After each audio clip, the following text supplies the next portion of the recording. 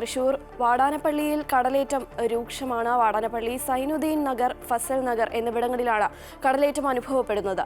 പ്രദേശത്തെ 4ഓളം വീടുകളാണ് കടലെടുത്തത്. ഭീതിയിലാണ് പ്രദേശവാസികളും.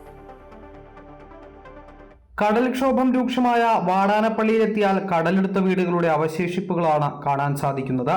4ഓളം വീടുകളാണ് കടലെടുത്തത്. കടപുഴകി വീണ തെങ്ങുകളും തകർന്ന റോഡും കടലാക്രമണത്തിന്റെ ഭീകരത വിളിച്ചോതുന്നു. കണ്ണടച്ചാൽ കല്ലുകളിൽ തിരയടിക്കുന്ന ഭീകര ശബ്ദമാണ് പ്രദേശവാസികളുടെ കാതിൽ. സമാധാനമായി ഉറങ്ങിയിട്ട് ദിവസങ്ങളായി എന്ന് പ്രദേശവാസികൾ പറയുന്നു.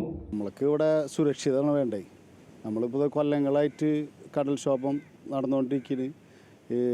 നിരന്തരമായിട്ട് വീടുകൾക്ക് വെള്ളം കയറുക, വെള്ളത്തിൻ്റെ ബുദ്ധിമുട്ട്, കുടിവെള്ളം ബുദ്ധിമുട്ട്, എല്ലാവിധ ബുദ്ധിമുട്ടുകളും ഇവിടെ നിലവിലുണ്ട്.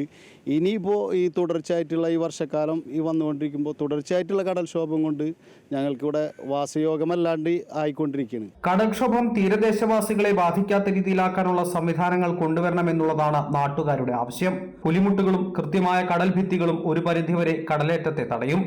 എന്നാൽ നിരവധി തവണ അധികൃതർക്ക് പരാതി നൽകിയിട്ടും യാതൊരു കാര്യവുമില്ലെന്ന് പ്രദേശവാസികൾ പറയുന്നു. നമ്മളെ സംബന്ധിച്ചിടത്തോളം നമ്മളിവിടെ പുലിമുട്ട് നിർമ്മാണം ആവശ്യപ്പെട്ടിട്ടുണ്ട്. കാലങ്ങളായിട്ട് ഇവിടുത്തെ നാട്ടുകാർ ആവശ്യപ്പെട്ടിട്ടുണ്ട്. ഇവിടെ ഏങ്ങണ്ടിയൂർ പഞ്ചായത്തിൻ്റെ അവസാനം വന്നിട്ട് പുലിമുട്ട് ഉണ്ട്. അതിൻ്റെ ഓളങ്ങളെ ഏറ്റവും കൂടുതൽ ബാധിക്കുന്നത് ഈ വാടാനപ്പള്ളി പഞ്ചായത്തിനാണ്. ഇവിടെ മണലൂർ മണ്ഡലത്തിൽ ഏക തീരദേശ പഞ്ചായത്തും പറയുന്നത് വാടാനപ്പള്ളി പഞ്ചായത്താണ്. ഈ പഞ്ചായത്തിനെ ഇതുവരെക്കും സംരക്ഷിക്കാൻ വേണ്ട നടപടികൾ എന്ത് ചെയ്തിട്ടില്ല, ഒന്നും ഉണ്ടായിട്ടില്ല.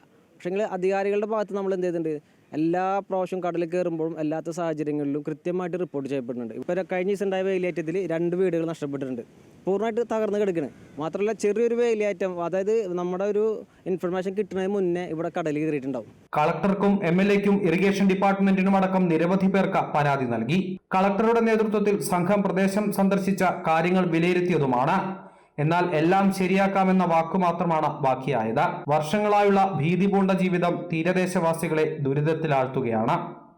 വെള്ളത്തിൻ്റെ ഒരു പ്രശ്നം രൂക്ഷമായി വന്നപ്പോൾ ഞാനിവിടെ ഒരു മാസ് പെറ്റീഷൻ തയ്യാറാക്കി കളക്ടർക്ക് കൊടുക്കുകയും അപ്പോൾ കളക്ടർ ഹൈക്കോടതിയെ അത് ബോധിപ്പിക്കുകയും അതിൻ്റെ അടിസ്ഥാനത്തിൽ കുടിവെള്ളം പഞ്ചായത്ത് എപ്പോൾ വേണമെങ്കിലും കൊടുക്കണം എന്നുള്ളൊരു ഉത്തരവ് വന്നിട്ടുണ്ടായിരുന്നു. പക്ഷേ എന്നിരുന്നാലും നമ്മൾക്ക് ഒരു റോഡില്ല.